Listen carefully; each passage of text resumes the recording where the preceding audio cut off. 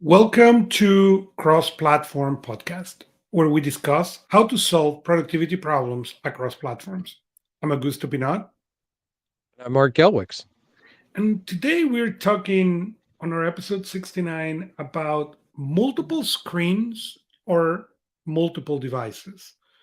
I I have always, well, always, not I don't know if always, but at least the last 20 years, probably, I've been more a multiple devices guy than a multiple screens guy. And for me, I think this began when I began traveling. As I have shared in the show, I was a road warrior at some point of my life. So and at that point of my life, portable screens was not really accessible. There was no such thing. So, but carrying multiple devices was a possibility. So I began having two laptops with me all the time because it allowed me to get to the hotels and have two screens to work. It was very useful, even that it was two full machines. And because of that, I just continue over time adding screens. But instead of adding screens, I add devices. I need to say that being an iPad user, it's very easy to have multiple iPads and they synchronize beautifully one to the other one. So I can make a change here in my left and then it will populate every other device. So the process was very, very easy for me to have multiple devices and make that very powerful and make it very mobile. So I can grab here two, three devices, go outside or go anywhere, and they all synchronize and all the information is in hmm there. The other approach to this is to have multiple screens. And I know you have more than one screen. So Yeah. I will let you talk about the multiple screens. There's two ways that I approach multiple screens. And you're right, this is an interesting dilemma because actually right in front of me right now, I have two different devices, but I also have two different screens hooked to one device.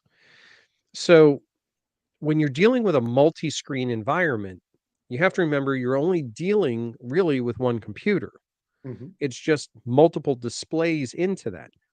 But it's also only one keyboard, one mouse, mhm, which means you have an easier state of transitioning between things, but it does require um, a more dedicated setup for swapping things in and out. It's easy to get distracted because a machine doesn't have a singular job. It also requires a bit of a more powerful machine, to be honest. I mean, if you're going to drive multiple displays, most will support at least one display, but many will support two or more. It still requires a little bit beefier of a device to be able to have all that stuff going on. So, from a multiple screen setup, it really depends on, and this is where I kind of back up the term. It's a multiple window setup. mhm. Do you want to be able to have multiple windows open at one time, visible simultaneously? And if we parallel it to something in the physical world, if you think about like your desktop, if you were to clear everything off your desktop, excuse me, do you have just one piece of paper on your desk at any time that you're working on and everything else is gone? Or do you have multiple ones, a little pile here, a bunch of stuff over there, so on and so forth? I think most people fall into the second category rather than the first, contrary to what Pinterest and Instagram will tell you. Right. So when you look at that setup, you have to say, okay, now if my desk is only 15.6 inches diagonally, because that's the size of my screen, working with multiple windows can be a bit of a challenge. That's where having the multiple displays to carry over multiple windows works well. Having dedicated devices is like having a dedicated window for a purpose. And that's perfectly fine. That can work really well. The question becomes, does the interaction with that device break your workflow? Does it break your interactions? Do you have to jump over to a different mouse and keyboard to be able to work with that device? Um, does it take you away? How easy it is to get the information from that device to your other ones? Right. So from a multiple display standpoint, I normally recommend people look at basically 3 different configurations. One is your typical, if you have a laptop, and pretty much everybody does, nobody really buys desktops unless they're gaming machines anymore. You have a laptop and you have an external monitor. Boom, two displays. They're connected, they're extended in Windows parlance, so you can drag things from one to the other. That becomes very useful, especially when you're working on something and you need to reference something else because you have Right. those 2 things. The second one, though, is kind of a variant of the first one, and that's a monitor, an external monitor that can be turned 90 degrees. Now, some people look at me and go, "What the heck are you talking about?" Lots of monitors nowadays, you can actually take them and rotate them 90 degrees. Why would you want one in a portrait mode? That can be really useful when you're web browsing, when you're surfing, when you're working with documents. Anything that would have an extended length to it is a perfect fit for that vertical format. And Right. if you get one that you can rotate back and forth easily, then you get the best of both worlds. I've worked on client locations where I will have 2 monitors, one in a landscape, one in a portrait, and it works really nicely depending on what you're doing. The final one, and this is actually something I'm looking at upgrading to right now, is what's called an ultra wide monitor. Ultra Mhm. wide monitors are basically like 2 or 3 monitors side by side by side as one continuous pane of glass. Right. So, for example, I think Samsung has one that's a 32-inch ultra wide monitor, but it's not 32 inches diagonally where you would think it would be hugely tall. It's fairly short, but it's wide. It's very wide. Yeah, it's extremely wide and it takes up a lot of real estate on the desk. But the upside is you have all that real estate to put windows side by side by side and drag things around and move things around. That's really powerful. It's carrying it to an extreme, which you could do with just separate monitors, but you have that integrated experience between the displays and the singular machine that you're working with. Now, when you have multiple devices, and if I look at the other side of my desk where I have the 2 separate Windows computers, and you have the same situation with the iPads, where they get their power is what connects them in the back end, what connects them in the cloud, being able to move information back and forth between them, but still allow them to act independently. Hmm. So, like Todoist, perfect example, our favorite to do tool. You can have it on both devices. You can pull it up on either one at any time because it's cloud-based storage for its data. The applications don't have to be cloud-based, but But the the data data need to be. needs to live. Yeah, the data needs to live there. And if that's the case, and if you're using cloud storage, things like Google Drive or OneDrive and things like that, multiple devices become much more practical than they Hmm. would be if they were isolated. Think about it this way. Do you remember back before the cloud was a big thing, how we move stuff around all the time? It was either floppy disks or USB. Yeah, USB That's right. keys. Yeah. You were always putting on a USB key and you had to move it from device to device. Well, the cloud takes care of that part of it, but you still have that accessibility of the data that you have to take into consideration with multiple devices. Um, what else? What else is a challenge? You've talked about before about getting software updates. Um, is that a problem that you've run into where you have machines on different versions of things, even though it's a very similar type of machine? Or No, I try to keep them all in the same iOS version, okay, or at least on the latest compatible one that I can. So the iPads are on the same operating system as the phone, and the Mac, same thing, the latest compatible one.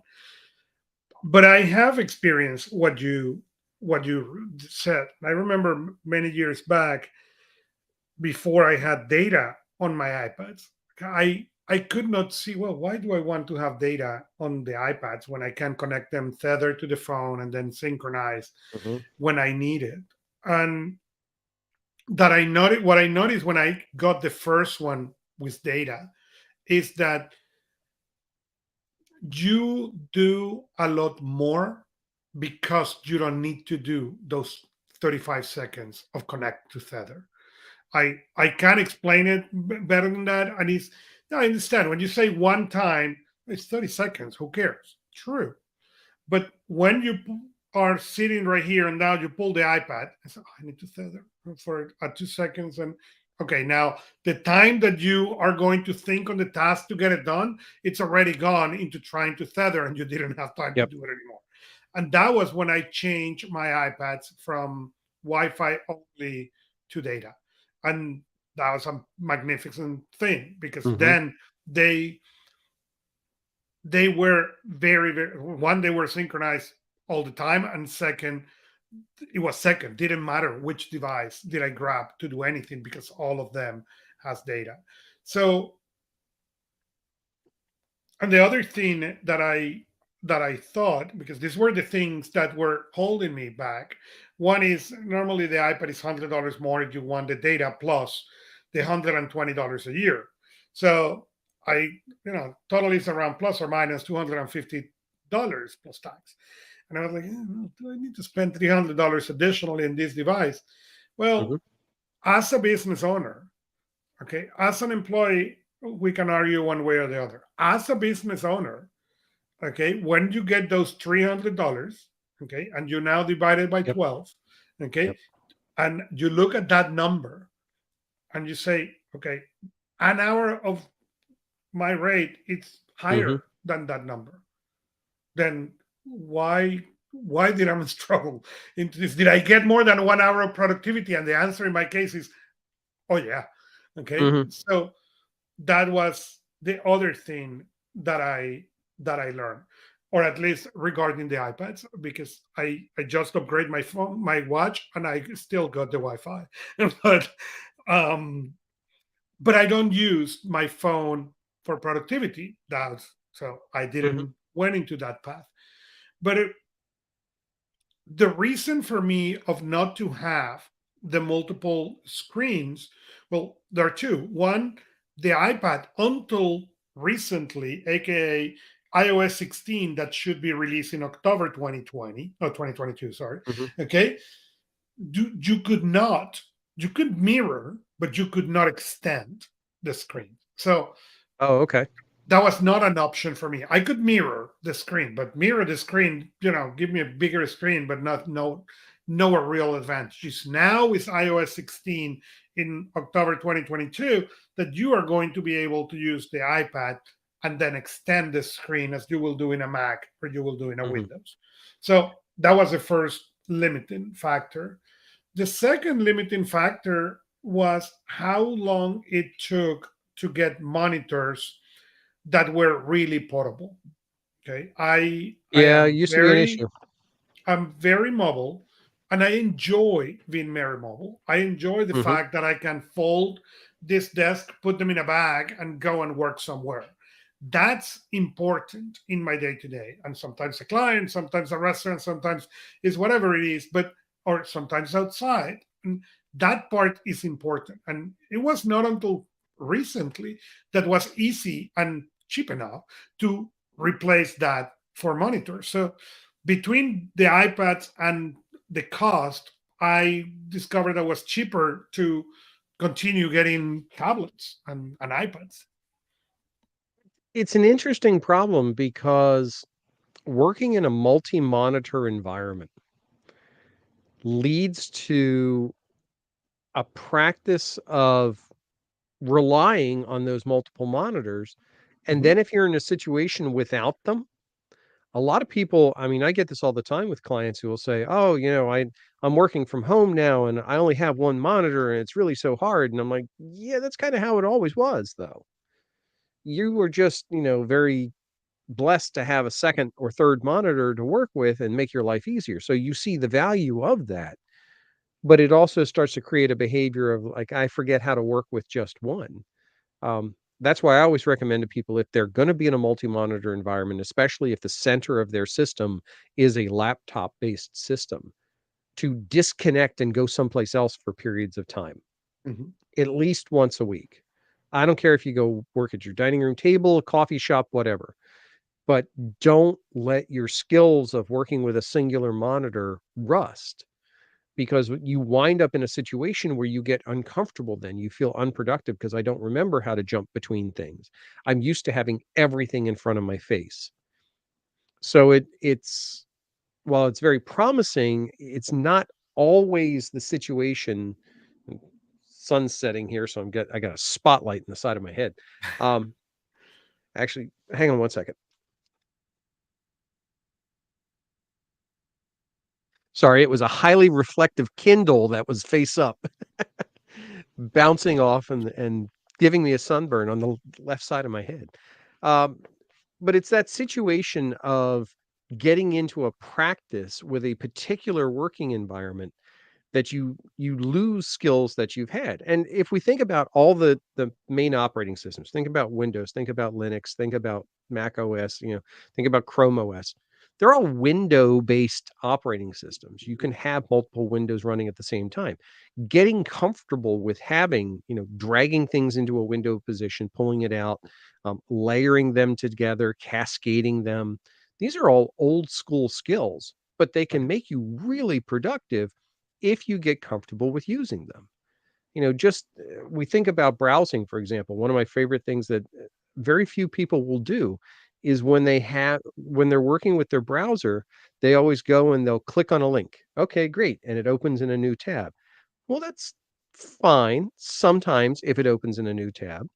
But if you have a mouse with a scroll wheel, if you click the scroll wheel in most cases, it guarantees it to open in a new tab. There's also an option most of the time to be able to, if you say Control N, you can open in a new window, or you can just drag a tab into a new window. The windowing capability, whether you have multiple monitors or a single display, can be very powerful. What it doesn't give you the ability to do is do that across multiple devices. That's a bit of a hangup. Um, but again, the dedicated device functionality, and we've talked about this in the past quite a bit. Having a device that has a job and can focus on doing that job can be a game changer. It can be. Right. I have a laptop. The laptop that's sitting off to my right is what I call my Go laptop. I don't take my main laptop anywhere. It's it's powerful, it's light, it's got a beautiful display. I do all my work with it, and I would unravel if I broke it because I've got too much stuff on it and I'm doing too much with it. So when I need to go somewhere, I take the Go laptop. It's running the same version of the operating system. It's not as powerful. It's smaller, it's lighter, it doesn't have as long of a battery life, but if it gets trashed, I'm not going to cry that much because I know I have access to the data. So its job is to be the field machine. My tablet has a job. Its job is to handle my digital ink. And just as a side note, anybody who has a Samsung tablet, anything that's I think it's an S7 or later, they're now releasing One UI 4.1.1, which provides really nice multitasking capabilities on the tablet. It's actually very slick. Uh, but it has a job, and I'm not asking it to do anything else. Would it make sense for me to have a separate monitor hooked to my tablet? Probably not, based on the job that I'm asking of it. Right. If I gave it a different job, then I would have to reconsider that configuration. So it's really a matter of, and we've talked about this before, thinking about what you need to accomplish and what is the equipment you have available to do it. And if you don't have something that answers that situation, I want to be able to take notes in the field, that should drive your decision-making process. Hmm. Am I going to take something and repurpose a piece of equipment that I have? Am I going to expand a piece of equipment's role? Or am I going to add a new piece of equipment into my platform? And if I do, what are the ramifications of that addition? It's it's a lot, and it's something we absolutely have to consider. And displays, that's how we interact with this stuff. So we have to decide, what's going to work well. Let's talk Well, about a little bit and about and, and display. you make Go ahead. an interesting point, because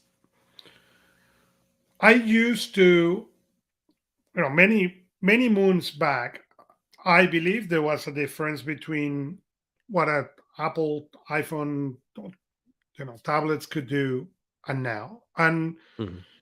now, and we have shared this, I believe the power wise, okay, there are different. Yes, they are, but it's not power, it's not capabilities as No. it was, at some point there was such thing. And because of that, it is really understanding what can do you want to do, as you said, but also how that will integrate into that. Because there are devices that I have, and I have a books, okay, and Onyx books, okay, Yeah. that is what I have instead of a Kindle. Why? It's a low power Hmm. e-ink tablet. I can run the Kindle, but I also can run a bunch of Android apps that make it, for a Kindle, way more effective, and I can add more PDFs and see graphics and stuff. Okay. And is that device, for me, act as a Kindle. That said, if I will live on an Android environment with my phone and easier synchronization, that device will act very, very friendly with my Android device. So that part, it's very important to understand when you consider all this that we have been mentioned. It's not only having the 6 screens or the 4 screens, it's how they integrate into the real needs of your work. And when you describe, you were talking earlier about the people who came home, or and suddenly they're missing the second screen. My wife was one of those at the beginning of the pandemic. She was really struggling, so we bought a second screen so she could deal with the 2 screens. And for her, the 2 screens make a difference, great. But then when she came and asked me, should I get an iPad? Okay. The answer in that particular case was no. Okay. And it's not because of the iPad or not the iPad, it's because how the user work. And that's what is important. Okay. My wife work happens on her laptop, but she Yeah. rarely take that out of the laptop. So my question was, are you going to get this work iPad to work? And she looked at me and Oh, say, okay. well, no, I'm going to probably continue to use the the laptop. And say, well, being on a corporate Windows machine, that iPad is not going to work as a side monitor. So you're still going to carry your side monitor when you travel. So do you want to carry three devices? I mean, the monitor, the laptop, Mhm. and the iPad. Okay. And the answer was no. So we eliminate the concept. But that's where you need to be very, very clear. I understand the setup that I have is an anomaly for most people. Most Mhm. people don't have 6 devices, set side by side. That's how it works for me, and it's very practical for me. But that is not the standard, and that is where this multiple devices and multiple screen also gets really, really thin, in the sense of, do you really need that second device? Because it's cool. Okay? But I always tell the story of my nephew the first time he walks into my office when we moved to New Jersey, and he walks into my office and look at the six and say, wow, can I play Roblox on it? Okay. But we laugh. But yes, I get it. If you look at my environment, it looks very cool, but it's set up very conscious. Every screen has a purpose, and when those purpose end, the screens disappear. And I think you're hitting on the key piece there.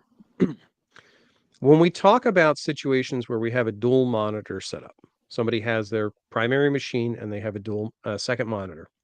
My first question is always, what are you going to do with that second monitor?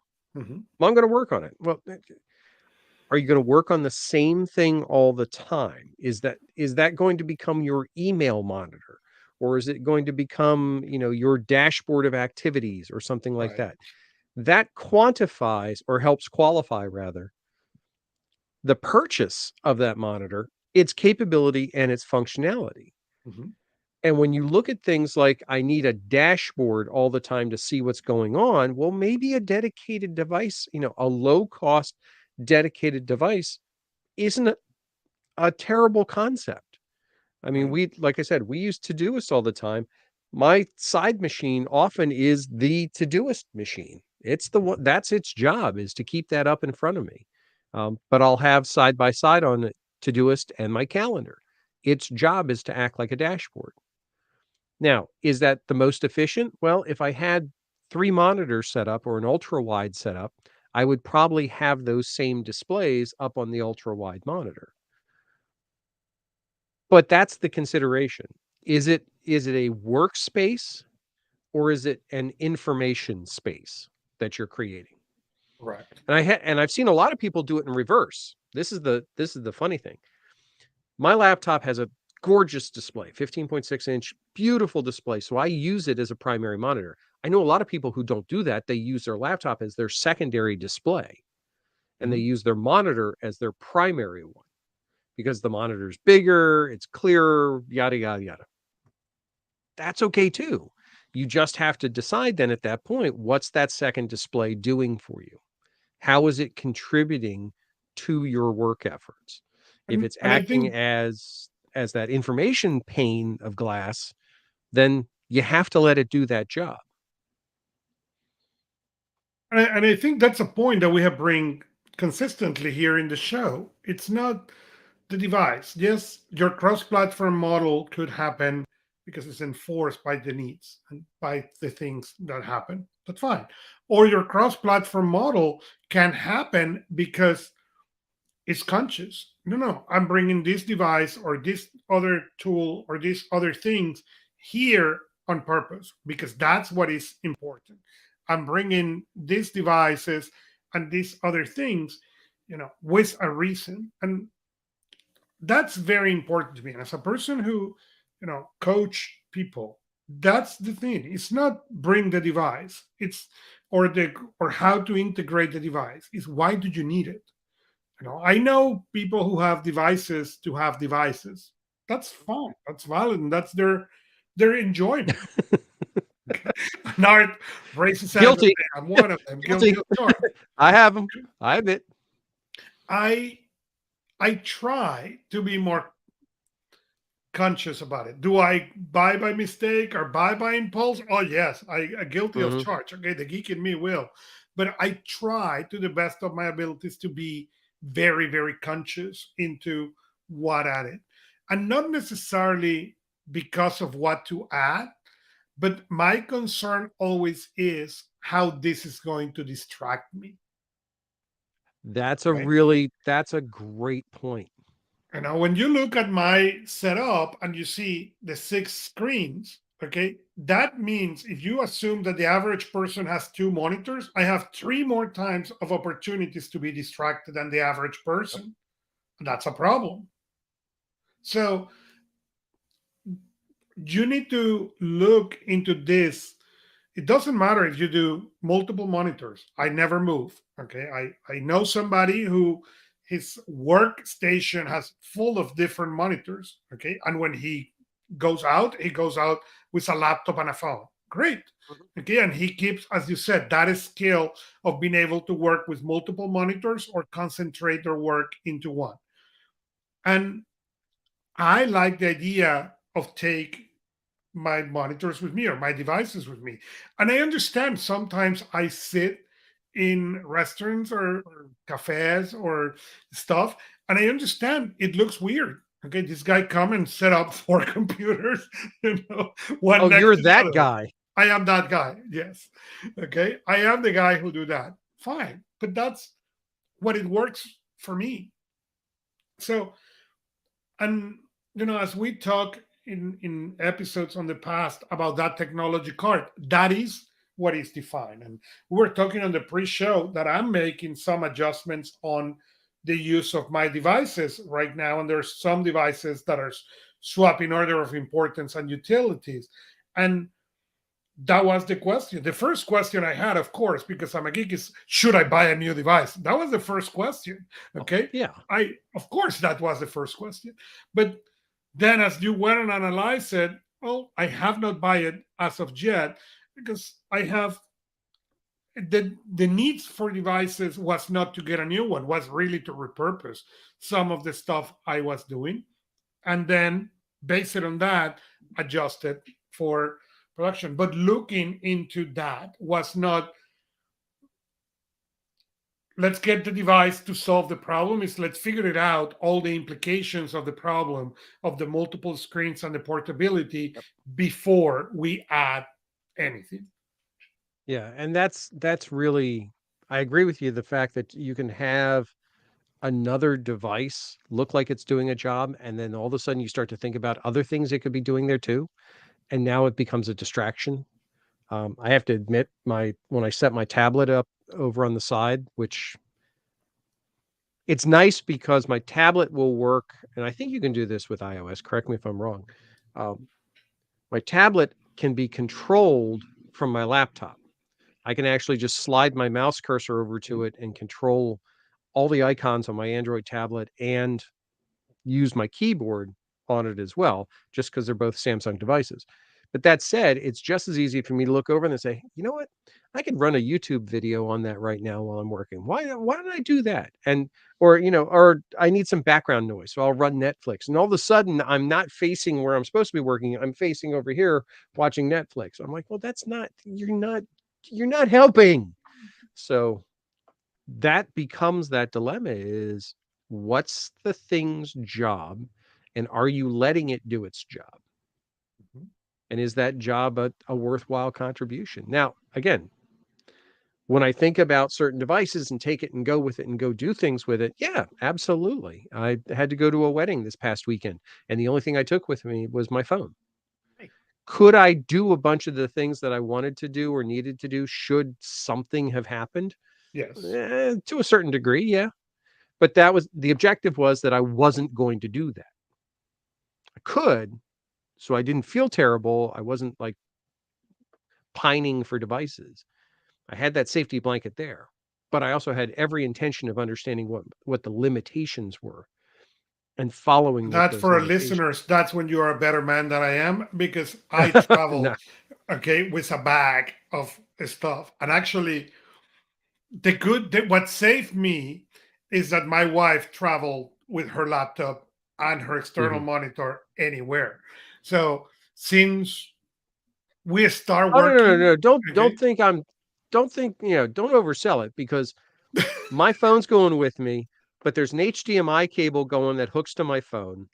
I've got a Bluetooth keyboard, little tiny thing that slips in my bag. That went along as well. So, and the phone itself can act as a touchpad. So, yeah, it can be a full display. All I need is a monitor. oh, you see, then well, but if you So bring, it's that's it's fine. I going, bring the yeah, iPads and the monitors. Yeah, it's the same thing, and that's really what we're talking about, is the fact that being able to define your platform, and we've talked about this before. We'll talk about it again, um, and we haven't even talked about the tool part of it. Being able to define a platform, if you're going to have one device, multiple monitors, or multiple devices, or in some cases like mine, both, um, you have to define the entire experience of what you're trying to accomplish. If we think about like task management, but well, I I think need to be able But I to think exactly what go you ahead. just said before you changed the idea. I don't want to lose this because it was No, very no, important. The gear is secondary. it is. It And it absolutely is is. this thinking process, and we have mentioned this over and over here in the show. It is this thinking process. Can we add devices? Oh, yes, give us a credit card and we can add 20 more devices, no question about it. It's not about getting devices. Do I look into the internet and see, oh, should I buy this? Okay, of course I Mhm. do. And but for me specifically, that was my biggest mistake 25 years back. Mhm. Okay. It was I will get the gear and then think about it. And I laugh with some of my friends of 25 years ago when we talk about it and say, you used to replace your laptop every X number of months. And now you use all this old technology. And I say, I know, because now I think more on the idea Yep. than the gear. And when new announcers come, do I look at some of this stuff and say, wow, that would be cool? Yes, I do. Okay, and we discuss it in here, we discuss it in Anything But Idle, we discuss it in everywhere. But now it is this thinking process, because what I learned is that this thinking process is what takes time, because It does. otherwise what you do when you buy the gear first is you now find a problem for the solution you found. Yep. Yep. That's exactly what I was gonna say. When you're making that purchase, you're buying a solution and you're waiting to find a problem for it to work And, with. I'm good Um, at finding those well, problems, by and the way. and that's the thing is at that point you start to make up problems. You say, "Oh, well, this could do this. I must need to do this." Mhm. Well, not necessarily. You may not need to do that at all. I mean, now you may discover ways of doing things that you haven't done in the past. Right. I have found that I do a lot more high level design work on my tablet now with the digital stylus and Canva just because it's convenient. I mean, I can go park my butt on the couch for a while and doodle and drag clip art around and try different designs. And I'm not sitting in the desk I've been at all day long. Mhm. So it has a purpose in that mix. But that's something that was discovered, not intended. I didn't go through and say, okay, I want to be able to design sitting on the couch. I could do that, and that's the right way to do it. But sometimes you just have to play with it a little bit and find those opportunities.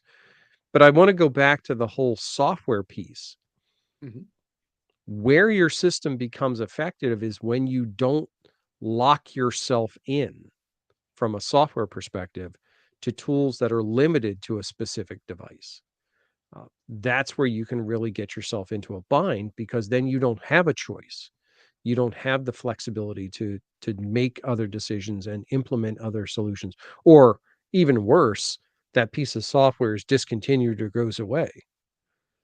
If you've bought a device primarily for using a specific piece of software, well, that's a pretty hefty investment for something that may not be there in the extended future. So you have to think about, okay, how's this going to work and how well is it going to work and what do I do when it doesn't work anymore? So if you had a choice, no budget, I mean your budget is limitless.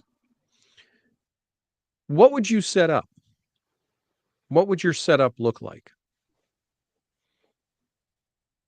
A giant Roblox setup? A giant Roblox setup, most likely. I was thinking about it. If I will, because to this day, for me, the most important thing is portability.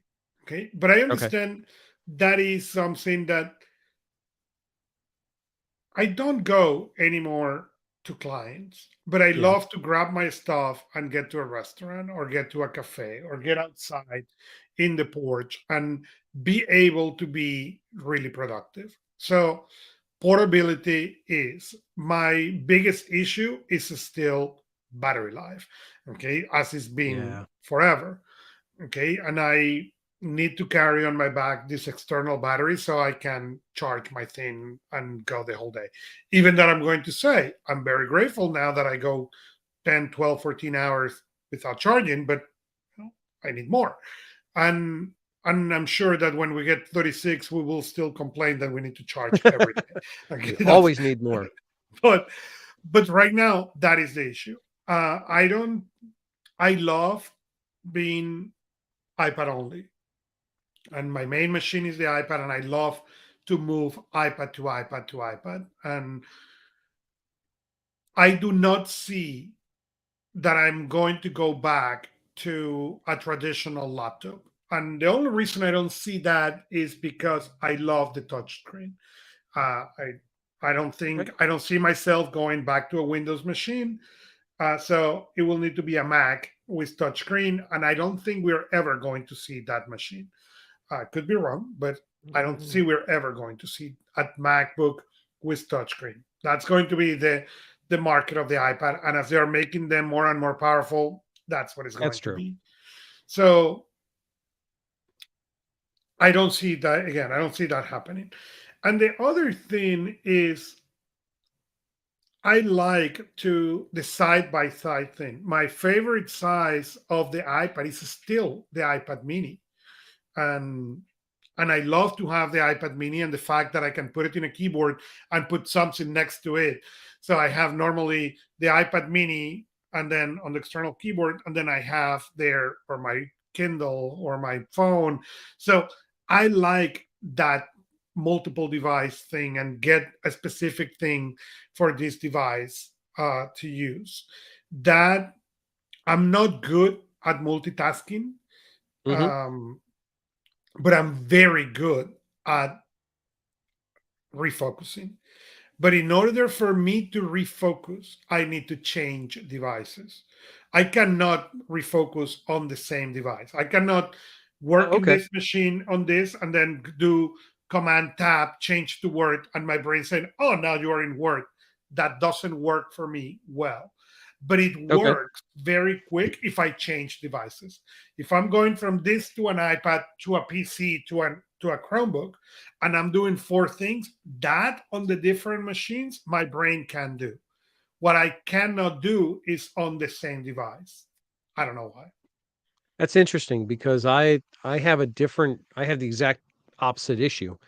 If I separate it across multiple devices, I inevitably find that I need to get stuff from one to the other, or I need to transition things, or I need to grab this or copy paste this so having everything on one machine, if I'm working on it, is much easier. I'm used Right. to the alt tab. I'm used to pulling up, the big displays. I've gotten a little bit more into virtual desktops, which help me aggregate things together.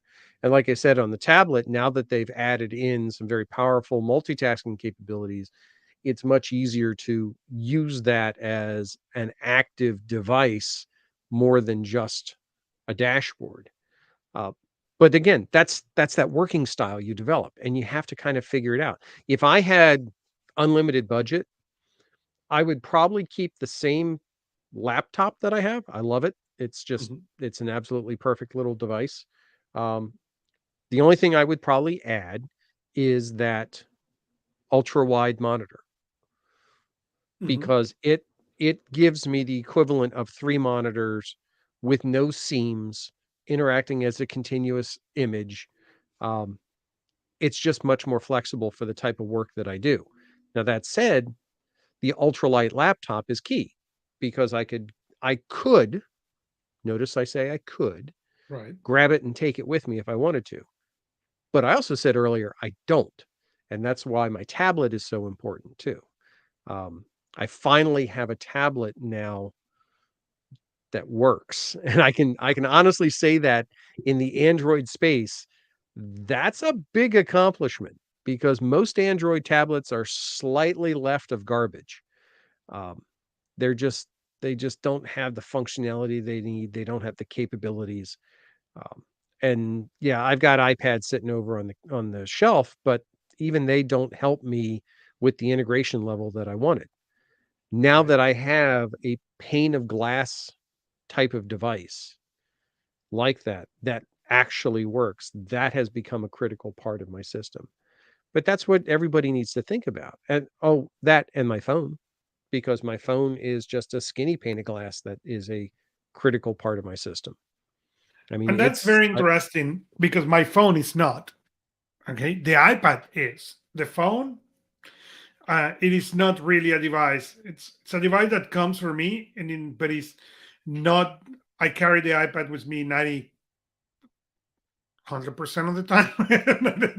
And doesn't matter where I go, the iPad comes with me. So, but the phone instead is not and has never been, by the way. I don't check yeah, email, for I don't me, text message in the phone. No, my phone has I have for years gotten flagship devices, gotten the high end devices because I've always wanted, and we've I don't know if we've talked about it on this show, but we've talked about it on other shows in the past. Hmm. Um, I've always been a PDA guy all the Right. way back in the day. I know you were a Palm Pilot I guy. was a Palm Pilot Um, guy. Palm Pilots, Scions, Windows CE machines. I always thought there was a grand opportunity for that pocket level computing device, and having flagship level phones that have that capability in them and can actually run the same software as you're running on your tablet and have that continuity. That means that I have a device in my pocket that's basically another tablet, and I can do almost everything that I can do on my tablet, I can do on my phone. So I never feel like my system is disconnected, and it gives me the freedom to be able to work wherever I want to, whenever I want to, because I have this little pocket level PDA that has all that capability. Right. But that said, this is a lot of expense. I'll be honest with you. I mean, this is where people have to think, do I want to put this much money into my platform? And I would suggest, if you're not sure, um, tablets are a good way to go. They're definitely less expensive than full end laptops. Um, but also look at things like Chrome OS Flex, um, Hmm. where you can convert old laptops to Chrome OS based machines that don't need the latest version of Windows on them to run. That can be a big step in the right direction. That can be the type of thing where you're saying, oh, okay, I can have a workstation over here that I'm just using it for email or my personal stuff and things like that.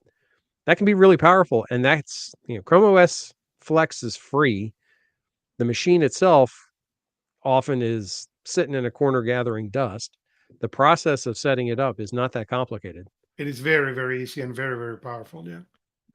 That's the kind of thing I would say, if you're looking to expand into a multi-device setup and you don't want to put a lot of money into it, that's a good way to get into the process.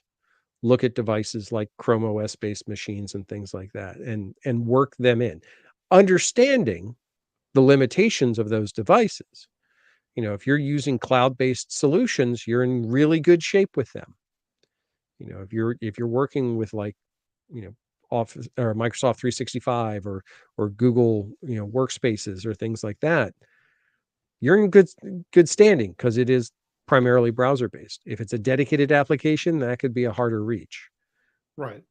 But you can get into this and start to reap these benefits without, laying out thousands and thousands of dollars to set up a configuration that may not prove itself effective for you until you really get your hands on it.